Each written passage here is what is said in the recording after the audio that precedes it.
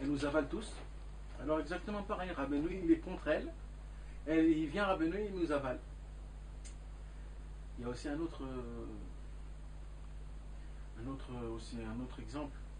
Je vous l'ai déjà dit, c'est Rabbi Nathan. Quand Rabbi Nathan il était proche de Rabbeinu au début quand il a commencé, alors il a commencé à avoir beaucoup de problèmes. Rabbeinu lui a dit oh, il faut être fort, Rabbi Nathan, il faut être fort. Il faut être fort pour ceux, ne viens pas ici, tu pleures comme si je suis ta maman et comme si je dois t'écouter. Prends-toi en tes mains, t'es un homme, il faut être un homme. Alors Rabbi Nathan il a dit ok Rabbeinu. Mais moi, Rabbeinu il a dit comme ça, j'ai besoin que tu rentres dans le sac et que t'aies pas peur, dans mon sac.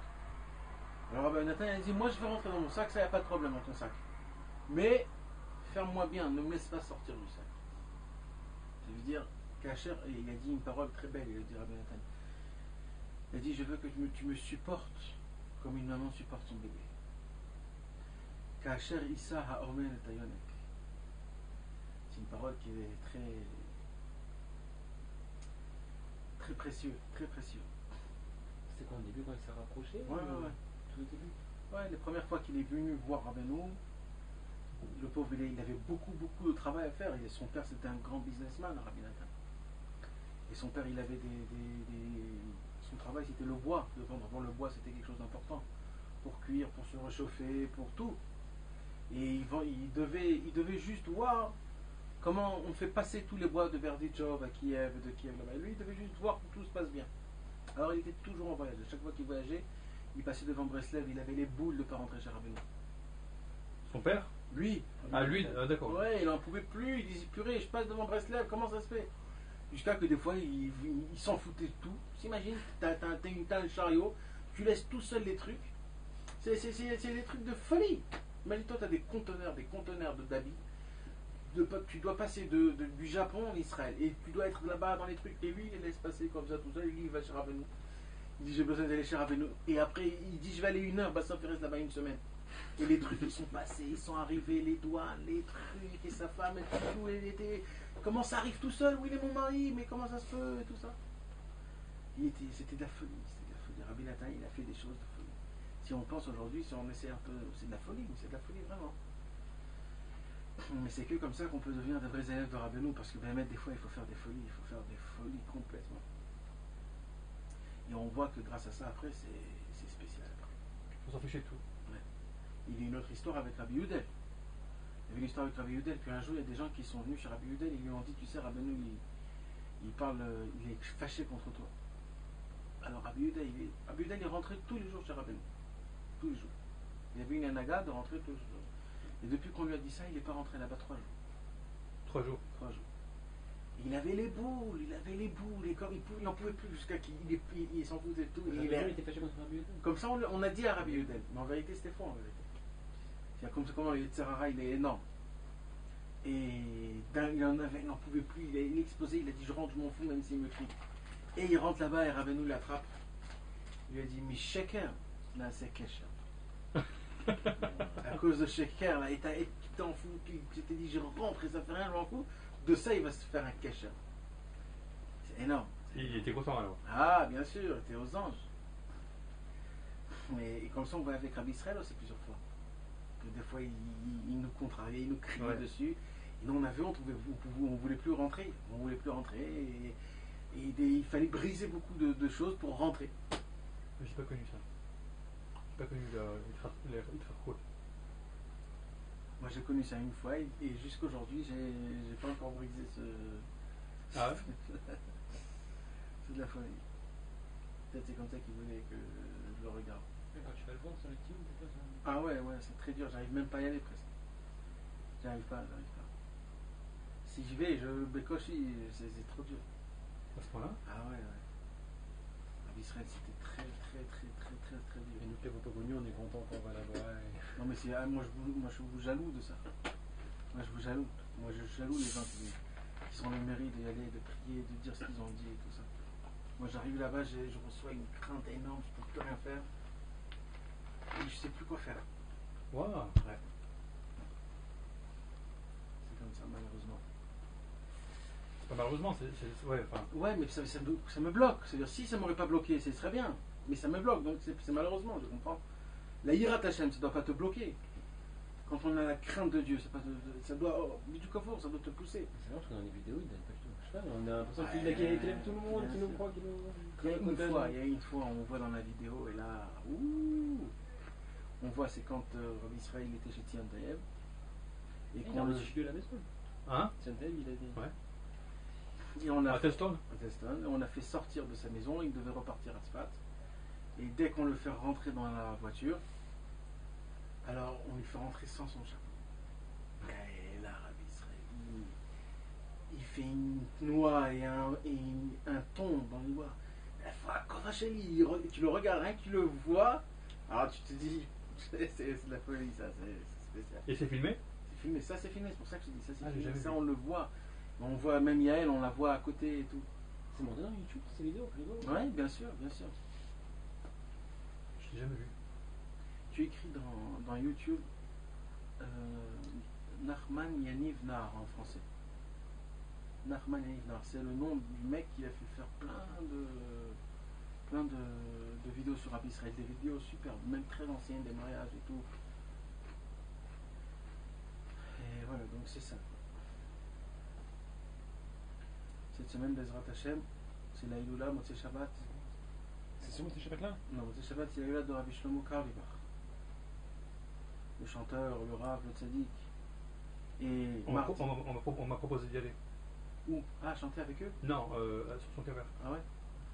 Moi, Bezrat Hashem aussi, je voudrais aller. Ah ouais? Moi, j'y vais chaque année. Ah ouais? Oui, non, t'as À côté Ah, de comme Rabbi le Chot? Israël. Et il y a aussi mardi, Bezrat Hashem, c'est Rabbi Israël. ce mardi. Ouais. Ce mardi, c'est Rabbi Israël. Ils sont pas, ils sont le même jour, tu sais. Non, ils sont enterrés le même jour. Mais lui, il est mort 2 jours avant. Quelqu'un m'a dit de quelque chose de beau. Parce que Rabbi Israël et Rabbi Shlomo Karlibach, ils avaient un kasher ensemble. Et Rabbi Shlomo Karlibach, il est parti 2 jours avant pour préparer l'orchestre en haut pour Rabbi Israël.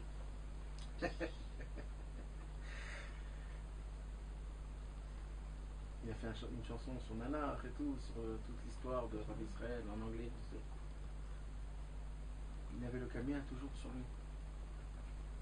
Ça, c'est Yaakov Lando un jour qui m'a raconté.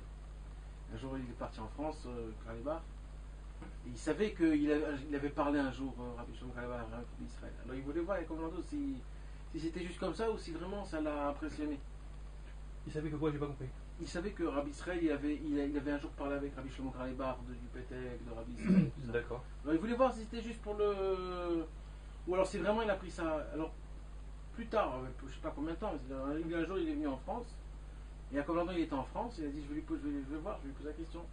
Alors dès qu'il a terminé sa Ofa, il est parti voir chez Rabbi Shlomo Karlibach. Il a dit mais Kirim Rabbi Israël. Il a dit bien sûr je le connais.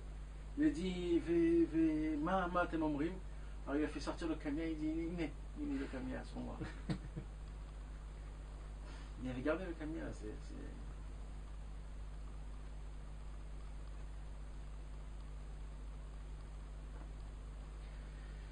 Donc, Bezrat Hashem. Ce soir, on va parler, Bezrat Hashem. On va parler d'une Sugia que si on retourne dans le temps, il y a 500 ans, ce serait de la Kabbalah ce qu'on va parler. Mais aujourd'hui, comme on est 500 ans plus tard, on va faire montrer comment toute la Kabbalah, en vérité, c'est une histoire de comment regarder les choses, comment ressentir les choses, comment vivre les choses en vérité. Il y a des gens qui tiennent des livres et qui regardent des noms de Dieu des heures et des heures.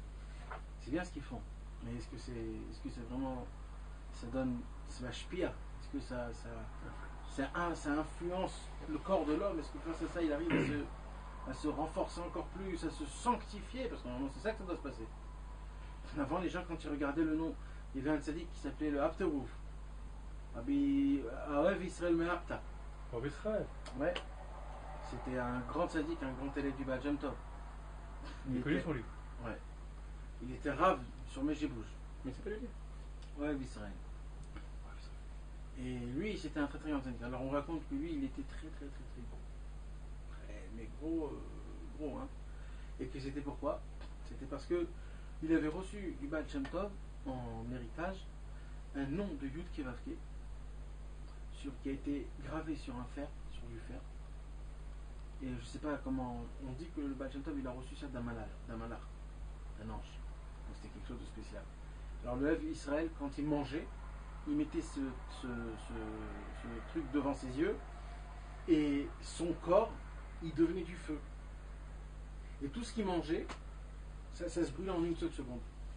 Alors il mangeait parce qu'il ne se rassasiait pas. Et il mangeait, il était enflammé par le Yud Kevavke qu'il y avait devant lui. Et il mangeait. Et dès qu'on lui enlevait, ça redevenait du manger. Et il était énorme. Donc c'était toujours comme ça. Et il était énorme. Et on dit qu'il a hérité la bouche du Baal Shem Tov. La bouche. Ouais, parce que chacun a reçu. Il a reçu les yeux, il a reçu le nez, chacun il a donné. Et lui, il a hérité la bouche du Baal Shem Tov. Donc imagine-toi, c'était quoi La bouche pour manger ou la bouche pour prier? Pour tout, je crois, pour tout. Pour prier, pour manger, pour louer, pour siffler, pour tout. Parce que. Donc, en vérité, on voit et aujourd'hui, on voit qu'il y a des gens qui prennent le livre, le Sidour, avec toutes sortes de Yud Kevavke, et bon, ils passent une page, une autre page, et des heures comme ça. Normalement, quand on voit le nom de Dieu, ça doit nous emmener dans une extase, dans un monde qui est énorme. Mais c'est pas ça qui se passe. Alors on va parler de ça, de comment ça se passe en vérité. Comment il se passe toutes les choses. Les attachés. On va parler. Non, je voulais te demander une question, de parler aujourd'hui des kavanot qu'on fait une mitzvah. Ça veut dire que la même mitzvah qu'on l'a fait bekavana ou pas bekavana, hein, Ouais. comment est-ce que ça influence sur la mitzvah elle-même? Tu parles au niveau ilchatit ou au niveau le ciel et toi et... Le ciel. Au niveau le ciel. De quel kavana tu parles, Dafka? C'est-à-dire. Parce qu'il y a beaucoup de choses. C'est-à-dire tu peux faire une mitzvah, mais quand tu mikaven dans la mitzvah, de la faire comme il faut, etc. et tout, la dimension qu'elle prend à la même mitzvah. Alors d'abord, on va dire des choses qui sont simples, d'accord? D'abord, on va commencer. Je ne sais pas si ça change avec ce que tu voulais dire ou bien c'est. Non, on peut aussi parler de ça. On va prendre le dougma de la Emouna. D'accord? La Emouna, c'est connu que c'est la malchoute. La malchoute, c'est quoi? C'est les pieds. D'accord? C'est très simple. Un homme qui fait une mitzvah sans la Emouna, sa mitzvah, elle n'a pas de pied. Ça veut dire quoi? Ça veut dire que sa mitzvah, elle reste là. Elle ne peut pas monter dans le ciel. Ça change tout. C'est déjà quoi une mitzvah sans Emouna? Oui, ça veut dire que tu y crois pas qu'en vérité, quand tu vas faire cette mitzvah, Dieu va être content et que. On va prendre un dougma. D'accord? On va prendre un dougma. Un homme qui fait Shabbat, dans la Torah, dans la Gemara, il a écrit des choses formidables, presque à ne pas croire. Que celui qui fait un Shabbat, Mochalim lo kol avonotav, Akadosh Baruch Hu lui pardonne tous ses péchés, et que toute la semaine il aura l'abondance de la parnassa, toute la semaine il aura la joie. Il enlève tous les problèmes qu'il puisse avoir sur ses enfants. Il arrive à recevoir tout ce qu'il y a écrit. Alors, normalement, un homme il doit faire Shabbat d'un niveau que quand un homme il fait Shabbat, en vérité c'est lui qui construit le monde. Parce que qu'est-ce qu'il fait en vérité? En vérité, il fait montrer qu'il fait la même chose que Dieu a fait quand il a construit le monde. Donc c'est-à-dire qu'il fait montrer que c'est Dieu qui a construit le monde. Et la preuve, je me repose comme Dieu il s'est reposé le 7e jour. Il y a Shutaf Limase Bereshit. Shutaf Limase Bereshit devient associé à la création du monde. Maintenant toi tu peux venir faire Shabbat sans y croire, sans y penser. Mais bon, t'as fait ta mitzvah. Mais comme on a dit dans le téléphone, quand on a parlé ensemble, au niveau corps, au niveau enveloppe, tu as tout fait comme il faut, mais ce qu'il y a dedans, en haut dans le ciel, il n'y a rien fait. Donc tu ne vas pas recevoir des punitions ou des choses comme ça, mais dans le ciel, ça ne t'a rien apporté. C'est comme si quelqu'un qui a mis dans la bourse 100 euros, on va dire, et qu'il a perdu ses 100 euros, et après il a remis, il a regagné ses 100 euros. Il n'a rien gagné et rien perdu. T'as compris? Alors une mitzvah sans Emouna, ça veut dire qu'il n'y croit pas dans la mitzvah, ou alors qu'il l'a fait parce qu'il est habitué à le faire. Et qu'il a été habitué à faire des mitzvot comme ça. Et mitzvot anashim elumada. Et il y a plein de mitzvot que ça demande une concentration minimum. Et comme la mezouza, comme les tfilin, comme le tzitzit. Les tzitzit, on doit les mettre pour se rappeler de toutes les mitzvot. D'accord? T'en connais toi quelqu'un que quand tu regardes les tzitzit, il se rappelle les mitzvot? Malheureusement. Et pourtant c'est comme ça qu'il faut faire. Oui, l'histoire c'est que quand tu leur dis, ils ne savent même pas t'expliquer comment on se rappelle de toutes les mitzvot. Parce que Le Shulchan Aruch dans Mishnah Berurah, il te dit exactement qu'il y a 4, il y a 6, et ça fait 13, et en tout ça fait 613, donc normalement on doit toujours se rappeler des mitzvot. Mais les gens, même et c'est mamash le Ikar mitzvah. C'est Ikar mitzvah, c'est ça le mitzvah. Stam tu mets, il n'y a aucun inyan.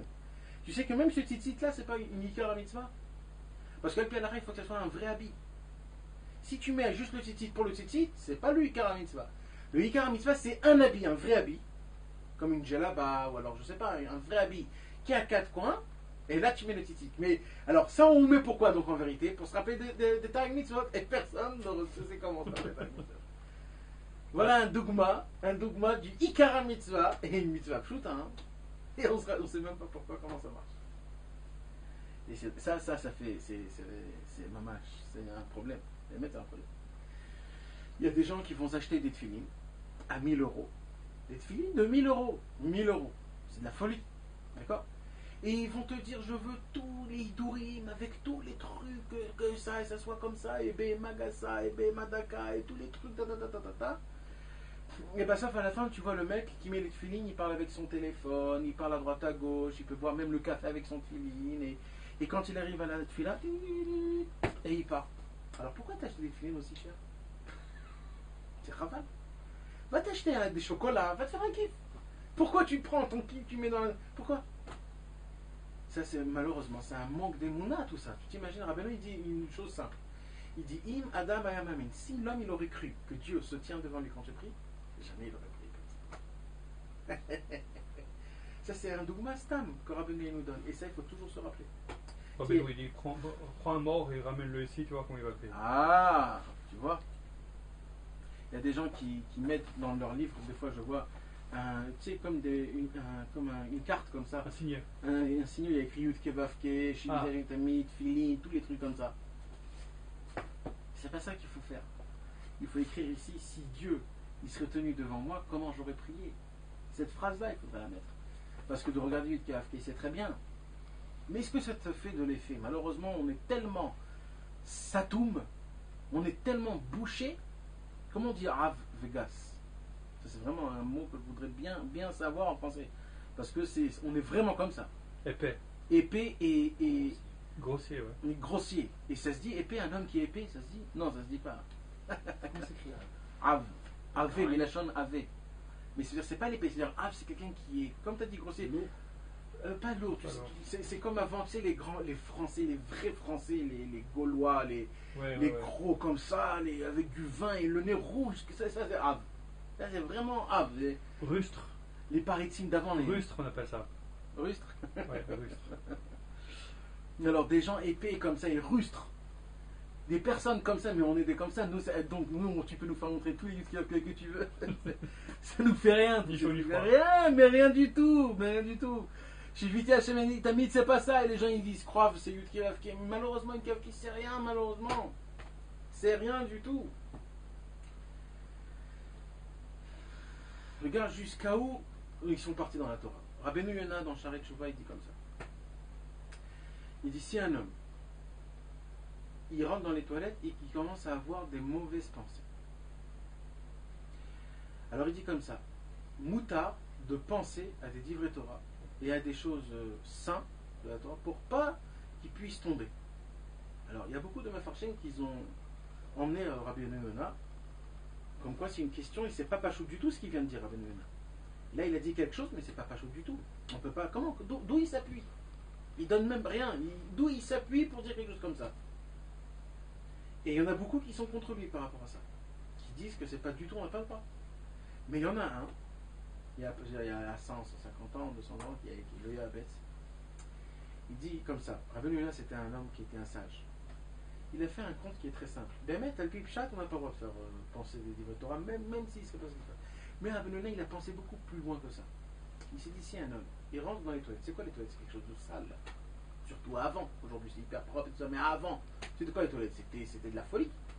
Si un homme comme ça aussi, ça lui rend, et après tout ça, qui voit ce qui sort de lui, et quand même, il ose penser des choses, c'est-à-dire que cet homme, il a vraiment, mais aucune notion de Gdusha, aucune notion de...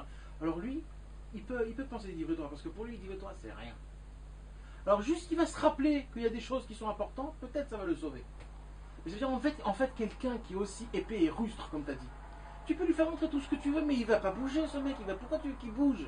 On est tellement loin, on sent plus rien. Avant, tu faisais montrer un Torah à un tzaddik, tout de suite il pleurait, tout de suite il allait. Comment il a dit à Mefourash, il a dit à Rabbi Nathan, il a dit Rabbeinu, il a dit quelle chance vous avez, il a dit à ses élèves. Quelle chance vous avez. Il a dit si moi j'aurais dit mes Torot à moi, au Baal Shem Tov, deux générations, hein. Pas Rabbeinu qui dit ça. Rabbeinu. 2 générations. C'est 30 ans. 30 ans. Parce que 12 ans, il est 12 ans après le Baal Shem Tov. 30 ans, si j'aurais dit la moitié de mes Torot aux élèves du Baal Shem Tov, ils se seront eux brûlés et brûlés le monde en entier avec. 2 générations. Et vous entendez des Torot, vous disiez mais oui, il faut brûler le monde, il faut brûler le monde. Le monde, il doit brûler. Le monde, il doit changer. C'est une explosion massive, atomique, qui l'entoure le monde en entier, Rabbeinu, en fait. Et nous, on est là, et on va à droite à gauche, on a encore des problèmes avec le Hashmal, avec le gaz, le maïm, l'arnona, avec la banque, les trucs, et on se dit, oh là là, comment je vais faire, et oh là là, et oh là là. Mais le monde, il est en train de devenir lumineux, il est en train de briller, le monde, il est en train de recevoir. Le monde se trempe dans le mikvé de Rabbeinu. Rabbeinu, c'est un fleuve, le fleuve qui lave de tous les péchés, qui lave de toutes les tâches. Comme tu as dit, il y a aujourd'hui, ils n'arrêtent pas de faire des publicités sur les trucs qu'on met dans le lavage, là. Le produit adoucissant? Non, les produits qu'on met dans le La poudre à lessive? dans le marbessa, ouais, dans la cuissa. Ouais. L'alcool à lessive. Alors, il y a toujours des publicités. Tu vois un enfant qui se met du chocolat et du truc et tout ça. Et tu viens, tu mets, il n'y a plus rien. C'est propre et tout ça. Mais ça, c'est Rabbeinu, ça. C'est Rabbeinu tout seul, ça. Et bien, sauf que ce produit, tout reste normal. Il n'y a rien qui est de la publicité, ça ne veut rien du tout. Et le seul, c'est parce que le seul, c'est Rabbeinu. Le seul, c'est Rabbeinu. Tu rentres chez lui, tu ressors, t'es propre, t'es nickel, il n'y a plus rien. J'ai un fleuve qui purifie De toutes les tâches. Rabbeinu, c'était pas un de rigolo. toutes les tâches. C'était pas un rigolo. C'était pas un rigolo. C'est énorme, c'est énorme. Et nous, malheureusement. C'est pas seulement qu'il les nettoie, c'est qu'il a fait les souillottes. Mais ça, exact. Ça devient des mérites. Mais attends, mais. Pourquoi il dit ça? Il transforme aussi en souillotte. C'est de l'autre, un souillotte. Il y a une question, le Rabbi d'Aftaya qui pose ici dans le livre Torah d'Amigoul. Il pose une question qui est très simple en vérité. Il dit quand un homme il fait un péché, phrase de Shalom, est-ce que quand il fait tchouva, il est pardonné et ce pardon, est-ce que ça fait que comme si qu'il n'a jamais fauté ou alors c'est fait comme si c'était une tâche qu'après qu'on a lavé, il reste encore un petit truc. On voit encore quelque chose, mais. Je me suis posé, c'est quoi tu penses de Tchouva pareil? C'est sûr qu'il y a une différence. Tchouva, c'est la personne elle-même. Kapara, je ne sais pas, Tikkun, c'est réparer ce que tu as fait. C'est-à-dire qu'Akadosh Baruch Hu, il peut te pardonner sans que tu aies réparé ce que tu as fait. Tu as pris un vase qui vaut $1 million. Tu l'as jeté par terre. Il s'est explosé. Tu demandes pardon au Balabaït, et le Balabaït il dit, t'es pardonné. Et le vase, il est cassé. Tikkun, c'est réparer le vase. Et Kapara, c'est quoi? C'est de lui faire un kiff, c'est-à-dire de lui faire un plaisir tellement grand qu'il va oublier ce vase. Alors il est mechaper. Ah c'est bon, je suis content, tu m'as donné quelque chose d'autre à la place. Et ça va faire plus bas que le Tikkun. Alors ça dépend dans quel verra, ça dépend. Et ça veut dire en fait tout ça, le Rabbi Daftaïa donc il pose la question, qu'est-ce qui se passe en vérité? Alors, Rabbi Daftaïa il répond au moins 24 réponses. 24 ou 26, 24 réponses. Peut-être oui, peut-être non, peut-être oui. Il rapporte, peut-être Adam Arishon. On voit que Dieu lui a pardonné et quand même on continue à mourir et continue à. Dans le rêve Israël? Non, Rabbi Daftaïa dans Torah Tegilgul. Et il dit peut-être ça, et Lavan, et Yaakov, et David Amelech, et Bathsheba, et après Yerovam Ben Nevat, il a eu. Et ça s'arrête. Ça s'arrête. À la fin, après, il y a une ligne, il dit cette ligne, je l'ai écrite 12 ans après que j'ai écrit. Il dit pourquoi je l'ai écrit 12 ans après? Parce que j'ai vu un livre qui s'appelle Kitsur Likoté Moharan. Et il dit là-bas que à l'idée Tchouva Me'ahava, le tzaddik, il enlève Kol Hareshimo Sheyesh. Il ne reste plus rien. Mais c'est le tzaddik qui fait ça. Comme c'est écrit. C'est-à-dire que c'est quelque chose que lui-même il n'avait pas compris ce que ça voulait dire, que le tzaddik il vient avec ça. Mais il écrit parce qu'il a vu 12 ans après dans le livre qui s'appelle Kitsur l'écoutez moi. Je dis pas moi, c'est-à-dire que dans la demande, elle dit quoi? Celui qui fait tchouva, mais va, srouyot, nefrou, les. Mais t'as pris les sruyot. Enfin, note, mais t'as pris les sruyot. Mais ça, quand elle dit la demande, c'est avec le tzaddik ou c'est sans le tzaddik? Mais non, c'est ça le chidouche. Le chidouche Ouais, qu'aujourd'hui on peut pas faire tchouva Non, on va me'ava. faire tchouva, mais c'est que C'est ça l'histoire. tzaddik. Je connais quelqu'un qui sait faire tchouva me'ava. Il dit Hachem, tellement je t'adore, rien que parce que je t'adore. Tu peux me donner tous les péchés, toutes les punitions, explose-moi. Mais moi je t'adore donc je te demande pardon. C'est que le tzaddik. Le tzaddik qui t'emmène à une amour qui est tellement grande, à Ouman, tu vois les gens, les trucs, tu arrives à une amour qui est tellement grande, jusqu'à que tu te dis Hachem, je m'en fous de tout. Même de mes enfants, même de ma femme, même de tout. Rien que ça, tu vois ça, rien que ça. Rien que pour ça, si je suis venu dans le monde, rien que pour ça, c'est sûr. Ah ben non, il a une force de t'amener à ce niveau-là. C'est ça Tchouva Me'ava. À Ouman Rosh Hashanah, par exemple, tu arrives à un niveau de Tchouva Me'ava. De rester comme ça, juste dans la foulée, juste pour rien faire. Rien que tu entends celui qui pleure, et juste à côté celui qui rigole, et celui avec le tam-tam, et lui il saute, et l'autre il pleure, et un il dit oi. Et tous on forme une harmonie énorme. C'est un chef, Rabbeinu c'est un chef d'orchestre. Il se tient devant tout le monde, et il fait comme ça avec ses baguettes, et tout le monde pleure, et il rigole, et il tape des mains, et il y en a qui... On ne comprend pas ce que c'est. C'est ça. C'est l'harmonie, c'est Rabbeinu, c'est la beauté de Rabbeinu. Rabbeinu c'est sa force. C'est sa force. Donc pour revenir à tout ce qu'on a dit, l'essentiel de tout, d'abord, Rabbeinu il dit Emouna et Seder Zraim, et comme Emouna et Seder Zraim, si un homme il veut que au moins sa mitzvah elle puisse monter, elle puisse arriver quelque part, la première chose c'est d'abord la Emouna pour que la mitzvah elle a des pieds. Il dit aussi dans le Torah que la démonia c'est aussi avec l'argent qu'on a dépensé pour la mitzvah, parce que c'est une preuve qu'on a la foi en la mitzvah. Ouais. Mais ça c'est pas obligatoire. Parce que Rabbeinu il parle là-bas de Etrog. Ok. Et il dit, comme on voit que le Etrog il loue là-bas le peuple juif, que regarde c'est quoi le peuple juif, ils mettent beaucoup d'argent pour le Etrog et tout ça. Mais c'est pas obligatoire, tu comprends? C'est pas chayav toujours de dépenser de l'argent. Mais une émouna, c'est sûr que moi je vais te dire la vérité. Moi ce que je pense et ce que je crois, et ça fait déjà longtemps, et depuis que je suis jeune, je voulais chercher ça. C'est quoi le pshat de chaque mitzvah? Parce qu'en vérité, comme tu viens de dire avec les tzitzit, c'est quoi le pshat de chaque mitzvah? faut la danser faire mitzvot. Minchat Chinour. Vous voyez ce livre? Sefer HaChinour, moi j'ai. Sefer HaChinour. Ouais, Sefer HaChinour. C'est la même chose.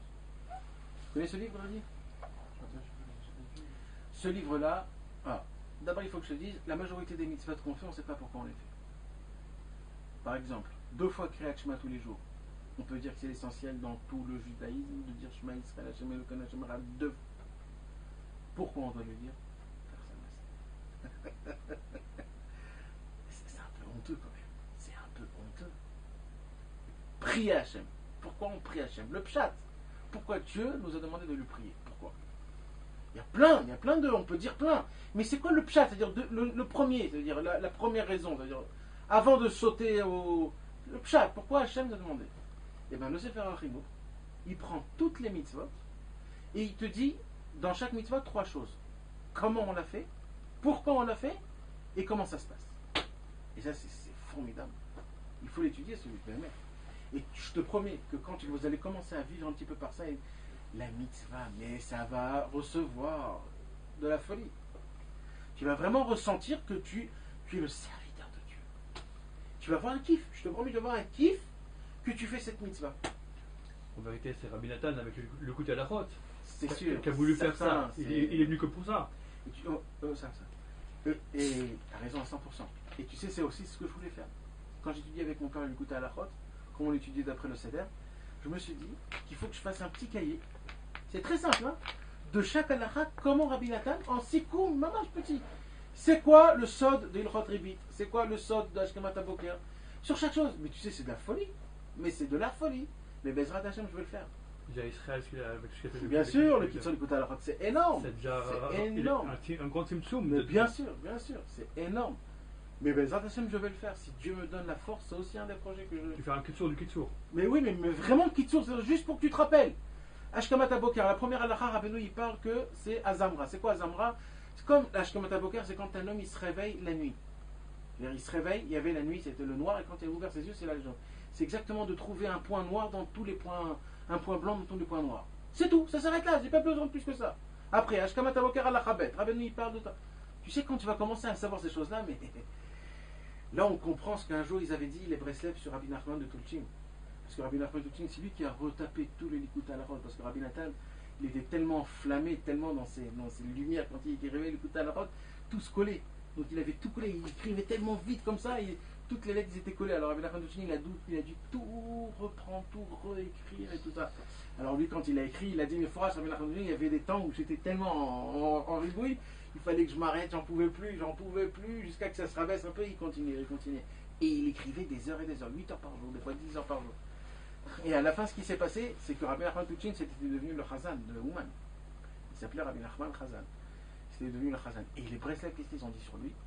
Les Breslev ont dit, là on comprend, c'est pas Rabbi Nachman Tuchin qui prie, c'est tout le Likuta Halachot qui prie. Parce que quand il avait tellement vécu le Likuta Halachot que dès qu'il voyait un mot, qu'il se rappelait la Torah, il faisait rentrer dedans toute la Torah et on sentait dans les paroles comment il priait, le Nyan du Zikaron Balmadat et le Nyan de Enyush Bolam Klal, il faisait faire rentrer. Et tu priais, tu passais tout l'écouter Moran, tout l'écouter à la route en priant. Mais c'est normal que les gens ils restaient 12 heures dans une synagogue sans manger, sans truc comme ça, et ils disaient c'est tout, c'est terminé, déjà c'est terminé. Le mec il était 12 heures comme ça en sueur et avec le talit et les trucs. Et vous savez, ça c'est pas une époque de la 1000 ans, hein. Il n'y a même pas 100 ans, 150 ans. C'est tout. 150 ans. Il y a encore des gens que leurs parents, ils étaient là-bas, aujourd'hui qui vivent. Des parents, leurs parents, ils étaient là-bas. Mais encore beaucoup, hein. Qui était où? Dans cette choule qu'ils ont entendu Rabbi Nachman et Tulchin. Qui ont connu Rabbi Nachman? Ouais, que leurs parents. Bien sûr, on ne croyait pas que c'était aussi loin. On a bien travaillé les erreurs dans un endroit. Mais pourquoi tu crois? Parce que c'est tout de suite, là, c'est bientôt. C'est bientôt. Quoi? Mashiach, tout, ça se passe bientôt. Il veut attraper le plus, il veut laisser personne, il disait oh, il déchire. Aujourd'hui, j'ai vu que même le iPhone, aujourd'hui, ils ont fait le iPhone dans une montre. Alors imagine-toi maintenant la folie des choses que ça va se passer. Ouais, un iPhone dans une montre, ça veut dire au lieu que tu as le iPhone, tu as une montre hyper classe. Mais ça va d'une vitesse de folie. En un an, ils ont sorti combien? 1, 2, 3, 4. En espace de un an. Les téléphones. L'autre, celui-là, il fait ça. Galaxy, il fait ça. L'autre, il fait ça. Tout de suite, 1, 2, 3. C'est de la folie. Jamais on a vu ça. Avant. C'est ça. C'est pour ça. C'est pour ça. Ravenu, il est en train d'exploser le monde. Le monde est en train de l'entendre, il est en train de le voir, il est en train de le sentir. Le Emet, il commence à se dévoiler de plus en plus. Il y a quelques générations, tu parles, les Chilonim, ils ne connaissaient pas Rabbi Nachman, non? Je suppose. Donc, Il y a 10 ans. Il y a 10 ans, ils ne connaissaient pas, ils n'avaient jamais entendu parler. Non, tant que Ouman s'était fermé, personne ne connaissait. Bien maintenant, il y a Chilonim, mais maintenant, je parle avec eux au travail, à la banque, ils le connaissent. Tout le monde le connaît. Aujourd'hui? Ils ne savent pas ce que c'est, mais c'est la même chose. Bien sûr, mais aujourd'hui, c'est grâce à qui tout ça? C'est grâce aux nanars qui chantent dehors, qui disent Nanar, Nachman. Quand on nous voit, Nachman. C'est grâce à nous. Et bien sûr, on est parti dans tout Israël, on sautait avec l'équipe de Nanar. Et tous ils nous connaissent, Nachman. Tu sais quel kiff c'est de voyager dans leur camion? Moi, un jour, j'ai voyagé dans leur camion, c'est de la folie. Mais partout, on te crie Nachman, de tous les côtés. Tu vois des vieux, des vieilles, des jeunes, des trucs, des Russes. Mais on est apprécié. Aïe, Rabbeinu, c'est un jet d'eau de feu, c'est l'aravior, c'est du feu, c'est un éjectement de feu. Il brûle tout ce qui est noir, il brûle tout ce qui est clipo, tout ce qui est. Mais notre problème à nous, c'est quoi? Je vais vous dire c'est quoi notre problème à nous, on a déjà parlé aussi de ça. Notre problème à nous, c'est, tu sais, malheureusement, il y avait des gens qui sont revenus des camps de concentration. Alors, il y avait des gens qui se sont un peu, ça leur a un peu rendu un peu fou. Et qu'est-ce qu'ils croyaient? Ils croyaient que la guerre, elle continuait. Alors tu pouvais rentrer chez eux, ils avaient des placards de manger. Ils avaient des. Quand on leur parlait de juifs, ils disaient non, nous on est des goïms. Les pauvres, ils étaient. Eh ben nous, on est comme ça. Rabbeinu, il lave le monde. Rabbeinu, il purifie le monde. Et nous, on dit non, on a des tavotes, on peut plus, c'est trop, on peut pas. C'est comme ça et c'est comme ça, on peut pas. Et ça, c'est le plus grand problème de tous les problèmes. C'est qu'on croit qu'encore les problèmes, ils sont aussi durs qu'avant. Mais Rabbeinu, il est venu, Rabbeinu a tout changé. Maintenant, c'est tout facile, tout est comme il faut, tout est bien, tout est beau. Et là, on veut vivre comme c'était avant. En croyant que c'est comme ça malheureusement. Voilà. C'est pour ça. Attends, je peux